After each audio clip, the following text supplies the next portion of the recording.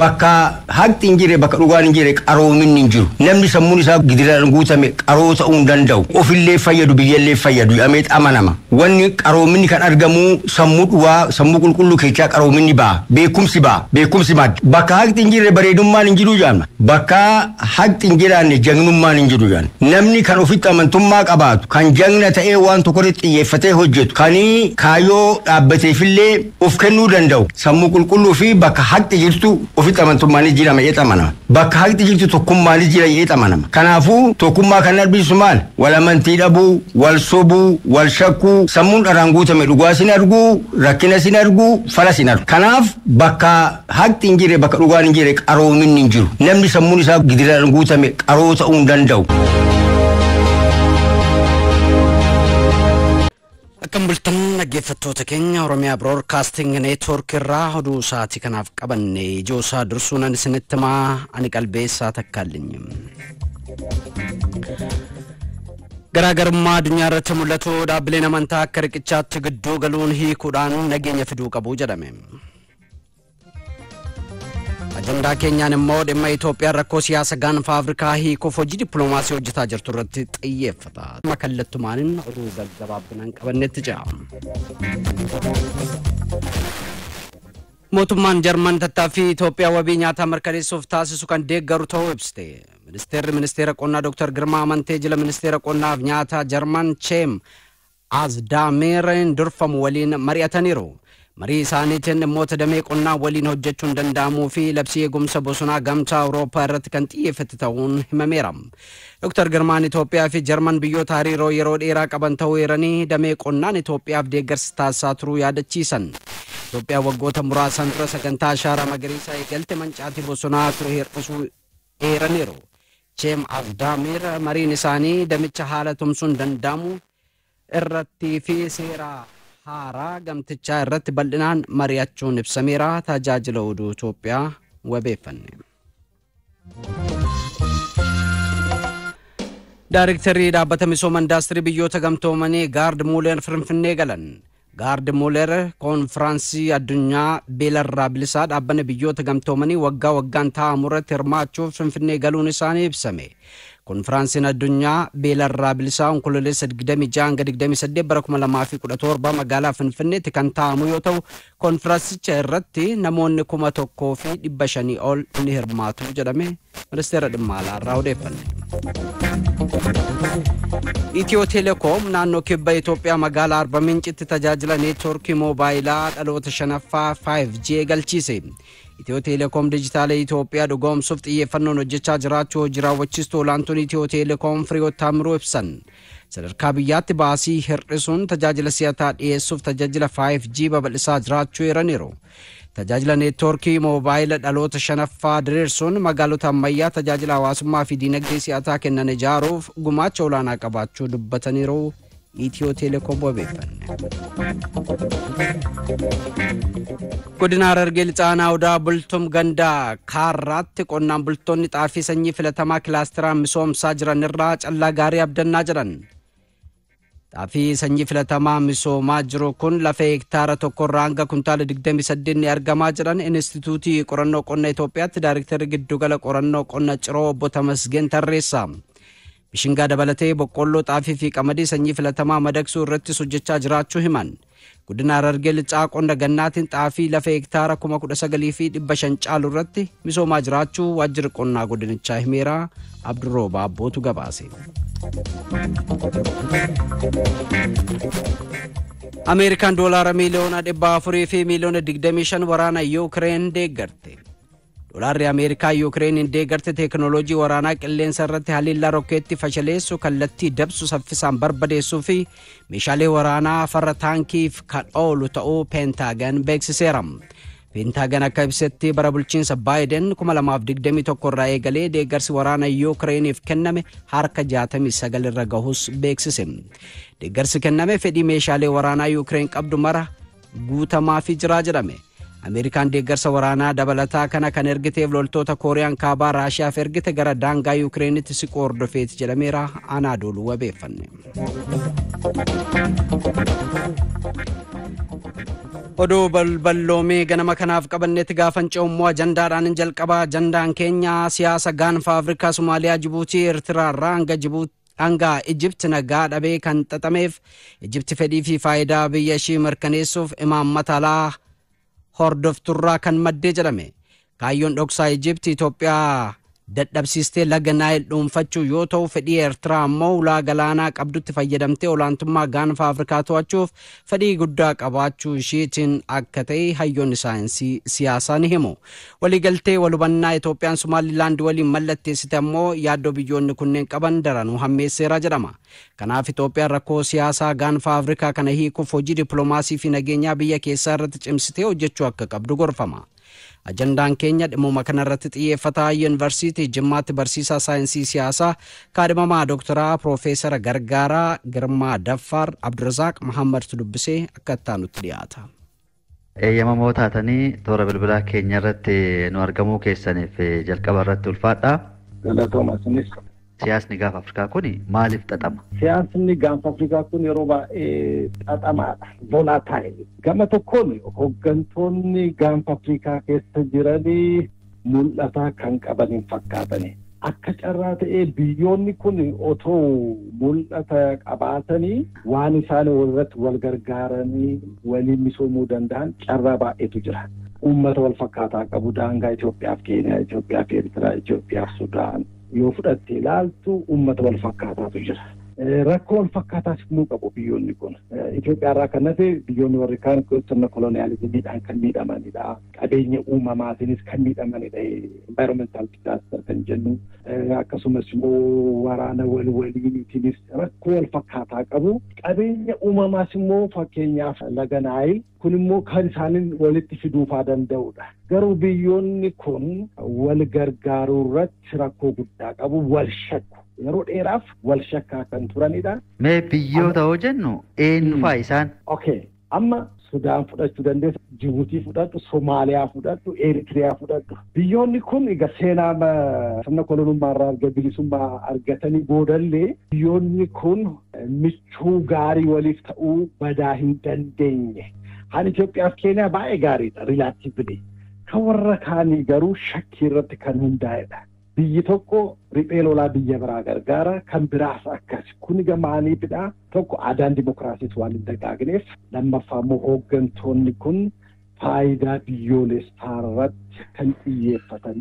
Kan biraa immoo erga waggaa muraasaatii as center of geopolitics ta'eera gaafni Afrikaa kun jechuudha. Center of geopolitics waan ta'eef biyyoonni hedduu gaanfa Afrikaa kana ni barbaadu. Biyyoonni fedhii wal fakkaataa kan hin qabne naannoo gaanfa Afrikaa kanarratti qubatanii jiru. Fakkeenyaaf otoo Jibuutii fudhatte biyyoota hedduutu jira. Ameerikaan jirti, Saawud Arabiyaan jirti, Chaayinaan jirti, Firaansi jirti, biyyoota hedduutu asii jira. Eertiraallee fudhatte akkas. Kanaaf biyyoonni kun faayidaa biyyoolessa isaanii irratti baay'ee xiyyeeffatanii kan hojjetanii miti. Irra caalaa faayidaa yeroo gabaabaa irratti waan xiyyeeffataniif waliifis michoota gaarii walii ta'uu hin dandeenye qaxanaan kun akka inni tasgabbaa'u gufuu guddaa ta'eera jechuudha. Kanaaf rakkonichi rakkoo biyyootuma kana keessaa kan maddudha. Irra caalaa immoo waggoota muraasaa ta'e asii center of geopolitics ta'uu isaarraa kan ka'e tasgabbii dhabaa jira jechuudha. Gaafa Afrikaa irratti nagaaf tasgabbiin akka hin argamne eenyutu godhe? Look, amma maaltu jira? Egypt haa fudhannu. Egypt historically laga Naayil faana haala wal qabateen doominaansii qabdi. Colonial treaty sun akkatti fufuutti barbaaddi. Colonial treaty 1902, 1929, 1959 kan mallattaa'e laga Naayil kana exclusively akka isheen fayyadamtu ni barbaaddi. Kanaafuu gaaffiin haqummaatiin laga Naayil kana fayyadamuun kun akka isheetti hin kaaneef gaaffa Afrikaa kana akka nagaa dhabu kan hojjettudha. Keessumaa Itoophiyaa irratti xiyyeeffatee hojjetti. Mootummaan Misiraa Itoophiyaa dadhabsiisuu irratti xiyyeeffata. Imaammanni hajaalaa mootummaa Misiraa. Maaliif Itoophiyaan yoo cimte, Itoophiyaan yoo of dandeesse gaaffii haqa qabeessummaadhaan laga kana fayyadamuu ni kaasti jettee yaaddi. Haala amma ta'aa jiru kana jechuudha. Therefore eenyuun fayyadamti? Yeroo dheeraaf Somaaliyaa fayyadamaa turte, ammas Somaaliyaa fayyadan. Eritiriyaa fayyadamaa turte, ammas fayyadamaa jirti. Sudaaniif fayyadamaa turte, Noori Sudaan jechuudha, ammas fayyadamaa jirti. Kanaaf rakkoon guddaa kan jiru jechuudha Egyptidha. Egypt bishaan kan haala haqaatiin fayyadamuu fedhiin qabdu. Nile is our historical right jedhu. Biyyoonni Afrikaa immoo Itoophiyaa dabalatee haala haqa ta'eetiin bishaan kana haa fayyadamnu jedhu. Egypt immoo kanan barbaadu. Therefore kana waan hin barbaanneef gaanfa Afrikaa kana hojii guddaa hojjechaa jirti jechuudha. Amma akkuma Somaaliyaa keessa jirti, Eertiraa fayyadamaa jirti, Sudaaniin fayyadamaa jirti. Kun maal Itoophiyaa dadhabsiisuuf. Itoophiyaa yoo dadhabsiiste Itoophiyaan laga kanarratti kileemii qabdu akka isheen dhaabe. Egypt monopolii laga kan akka isheen fayyadamtu, bishaan kan akka isheen fayyadamtu carraa ishee kenna. Eertiraa fudhadhu. Eertiraanis Itoophiyaan akka dadhabdu barbaadde baay'ee ture. Eertiraan gaanfa Afrikaa irratti olaantummaa fudhachuu barbaade. Itoophiyaan baay'ina uummataatiinis ta'e qabeenya uumamaatiin biyyoota gaanfa Afrikaa keessaa biyya guddoodha.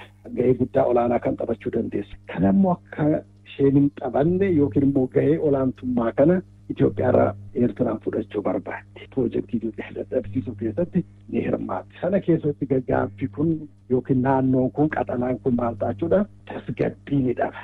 Jibuutiif Itoophiyaan immoo aadaanis uummataanis dhiheenyaanis waan wal fakkaatu baay'ee qabani. Ijipti kaaba Afrikaa irraa kaatee baha Afrikaa dhufuun Eertiraa faana wajjin biyyoota ambasiin kaastaa wajjin hariiroo hammanaa uumuun kun fedhiin isaan qaban maali? Biyyoota kana fayyadamuun ishee Itoophiyaa dadhabsiisu. Yoo Itoophiyaan biyya dadhabaa taate Egypt laga Naahil kana akkuma duraanii monopoliidhaan fayyadamuu ishee dandeessisu carraa dhumaati. Somaaliyaan immoo maaliif Itoophiyaa irratti dallante egaa barreen gaddaa walii galteen bulchiinsa Hargeysaa yookiin immoo Somaaliilaan faana kan mallattaa'ee jira. Sun daangaa biyya kana jalaa tuqetteeti. By the way, Somaliland erga Somaaliyaa irraa adda baate waggaa 30 darbeera. Otoo Somaaliyaan humna qabaatte caasaa sana digdee ofitti maktee qabachuu dandeessi ture. Humna kanaan qabdu uummanni Hargeysaas immoo kanan barbaada. Torbee sadiif barreen gaddaa achi ture. Uummanni Hargeysaa walii galtee kana baay'ee deeggara. Somaaliyaa guddoo Somaaliyaa sana faana jiraachuun barbaadu. Somaaliyaan maaliif kana gochaa jirti? Fedhii Egyptii sana galmaan ga'uufidha. Egypt historically Somaaliyaa fayyadamaa turte. Bara bulchiinsa Mangistus, bara bulchiinsa Mallas Zeenaawis ammas Itoophiyaa dadhabsiisuuf akka istiraateejiitti kan isheen fayyadamtu Somaaliyaadha. Jibuutiin Itoophiyaa faana biyya michummaa gaarii qabdudha.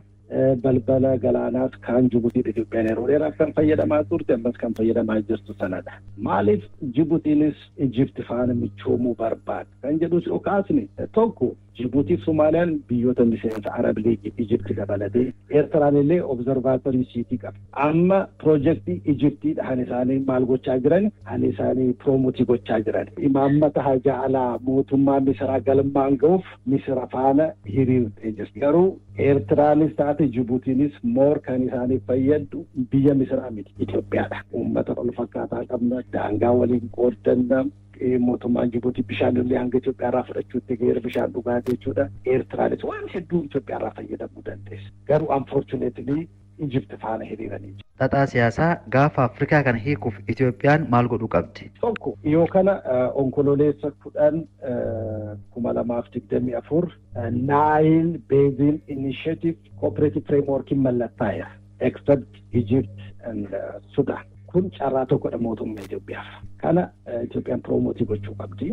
Ijiptiif Sudaan qofaatu kan hin mallatteessine kana akka dippiloomaasiitti fayyadamuu dandeessi jeenyaadha. Maaliif gaaffiin Ijipt Naayilii faana kan wal qabatudha. Inni isheen Somaaliyaa deemtee humna nagaa isheen bobbaastee jirtu sunis uummata Somaaliyaaf nageenya uummata Somaaliyaaf yaaddeetu hin taane Itoophiyaa dadhabsiisee qabeenya bishaan Naayilii kana eksploitii gochuun barbaadaadha. Therefore kana fayyadamuu dandeessi Itoophiyaan tokko. Lammaffaa BRICS fayyadamuu dandeessi. BRICS irratti Itoophiyaan biyya uummata miiliyoona 120 ol kan qabdudha. Balballi galaanaa biyya kanaa baay'ee barbaachisaadha. Ekspoortiif impoortii qofaaf illee osoo hin taane for maritime security. Gaafa Afrikaa keessatti rakkoo siyaasa xaxaa jiru kana furuuf humna ishee kan qabdu, potential akka isheen qabdu ishee ni gargaara. Inni dippiloomaasii akkuma jirutti ta'ee isa biyya keessaattis nagaa buusuuf hojiin guddaa yoo hojjetame tokko diinonnis ni sodaatu. Itoophiyaa irratti yeroo kana waraana banuun bu'aa nuuf hin qabu, mileeyyoofna jedhanii akka isaan duubatti baqatan isaan gargaara.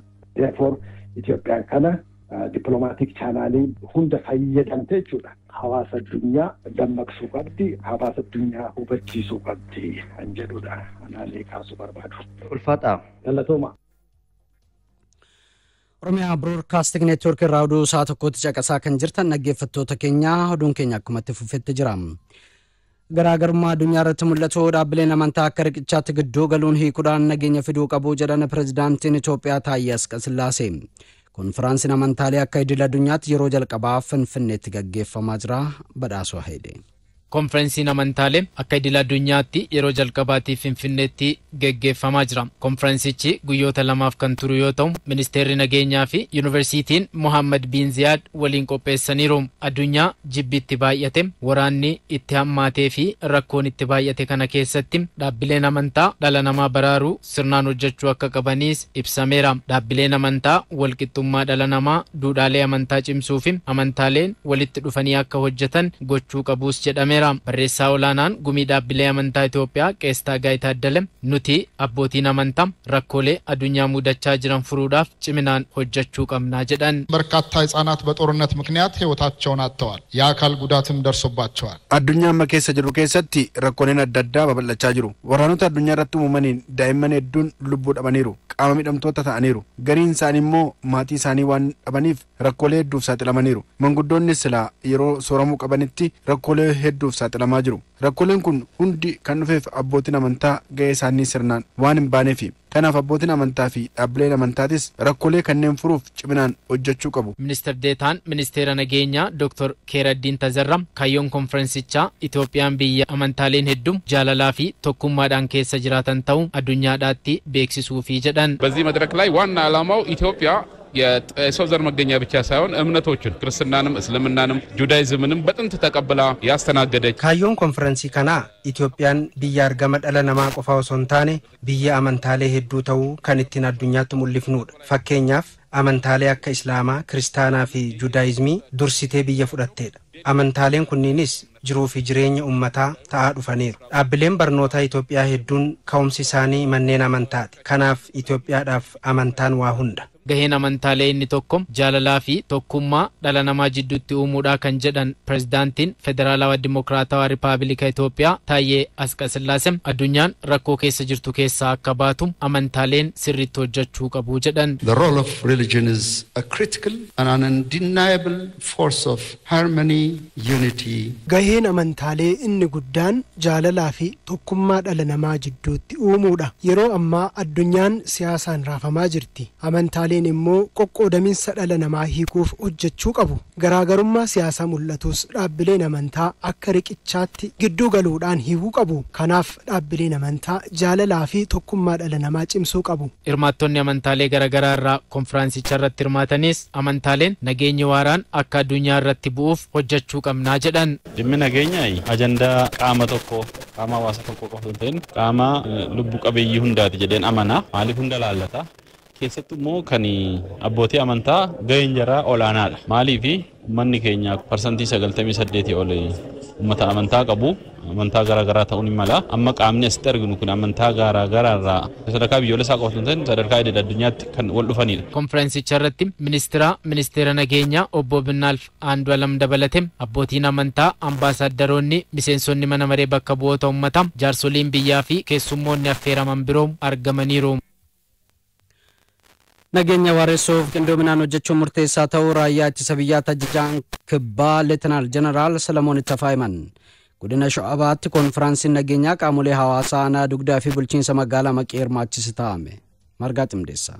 Godina Shawaabaatti konferensiin nageenyaa mata duree nageenya bu'uura waan hundaa ta'e waliin haa eegnu jechuun qaamolee hawaasaa aanaa dugdaa fi bulchiinsa magaalaa Maqee hirmaachisee taa'ame. Hirmaattonni konferensicha irratti argamanis qaamolee hidhatanii qabsaa'aa ofiin jechuun nageenya isaanii fi misooma isaanii gufachiisan ni balaaleffannaa jedhan. Nageenya waaressuufis qaamolee nageenyaa waliin qindoominaan akka hojjetanis dubbataniiru. Akkuma aanaatti wanni go'uu qabnu harka wal qabannee nuun dhumtu bakka ishiin jirtu balleessuu qabna. Amma eriyaa keenya irratti ganda lamaa sadii irra jirtu. Jaarsanis taana wal beekna hundi isaatu of sirreessee akka kaleessaa san ta'uu dhiisee borurraa jalqabee itti fufoo ta'e waan gaarii agarre taanaan kalee kana hojjette numaddiin ijjattu jechuu hin dandeenye namni of deebisa taanaan. Mootummaa cinaa haa dhaabbannu mootummaan immoo wanna barbaannu dafee bu'aa qabu. Qaamoleen hidhatanii socho'uun afaan qawween nageenya hawaasaa booressan hawaasni tokkummaan qolachuu qabaa kan jedhan moo kantiibaa magaalaa Maqii obbo Dilboo Urgeessaati. Fuula keenya gara misoomatitti deebifannee jiruu fi jireenya keenya gaggeessuu danda'utu nurra jiraata. Humni kun humna keenyaa ol kan hin taanedha. Kanaaf yoo ijaaramne yoo tokko taane nageenya keenya mirkaneessuu dandeenya. Hawaasni nageenya isaa eegatee misooma irratti dammaqinaan akka hirmaatuuf hojjetamaa jiraachuu kan himan ammoo itti gaafatamaa waajjira bulchiinsaa fi nageenyaa godina Shawaa Bahaa obbo Morkataa Teeroodha. Ijoollee keenya qabachuun bulfachuun gahee maatiiti. Gahee gosaati. Sanbira darbee diina uummata Oromoo daraaru kana waliin hidhata yoo qabaate hin to'ataman qulqullaa. Nageenya waaressuuf hawaasaa fi qaamoleen nageenyaa waliin ta'uun hojjechuu qabu kan jedhan ajajaa Izii Kibbaa Leetinaal Jeneraal Salamoon Ittafaadam. Wal gargaarree tumsinee tokko taane abbootiin gadaa haadha siinqee abbootiin amantaa jaarsoliin hooggantooti gosaa hundumti keenya tokko taane kanarratti tumsinee hojjechuun nurra jiraata. Nageenyi bu'uura hundaati waan ta'eef kanarratti hojjechuun nurra jiraata. Kana goonaan dugdaan kan qaroomte kan badhaate ta'uu dandeenya. Dabalataan aanaa dugdaa gandaa dongorotaa kuusaa keessattis mariin hawaasaa dhimma nageenyaa irratti mari'atameera. Waltajjicha irratti argamuun hawaasa kan mariisisan itti gaafatamaa waajjira paartii badhaadhinaa godina Shawaa Bahaa obbo Laggasee Taliilaa fi itti aanaa koomishinii poolisii Oromiyaa koomishinar Darajjee Baayisaati. Oromoon hoytuma murtii tumattu waan biraa dura nagaa lallabde sa'a nagaa lallabde namaa nagaa lallabde malkaa nagaa lallabde maddaa nagaa lallabde karaa nagaa lallabde gabaa nagaa lallabde bultii nagaa lallabde ooltii nagaa lallabde wanni isiin hin lallabiniif hin jirtu waan uumame muluufuu nagaa lallabde nagaatu duraan nagaa jechuun utubaa biyyaati yoo nageenni jiraatin homaan jiran ilma qaba jechuun nagaa irratti jira ilma san hin guddifadha jechuun nagaa irratti jira ilma sanin barsiifadha jechuun nagaa irratti jira yoo nageenni hin jiraatin hin jiru hin horadhaan hin jiru hin qotadhaan hin jiru hin bocadhaan hin jiru ilma barsiifadhaan hin jiru nageenni yoo hin jiraatin guddinni hin jiru misoomni hin jiru nagaa kenna wanni eeggannuuf jiru teennaaf eeggan nagaa namaa hayyuu jirutu eega wayyuu jirutu eega abbaa amantiitu eega abbaa gadaatu eega abbaa bokkuutu eega qeerrotu eega qeerrittitu eega haadha siinqeetu eega akkanatti eegama nageenni kalee.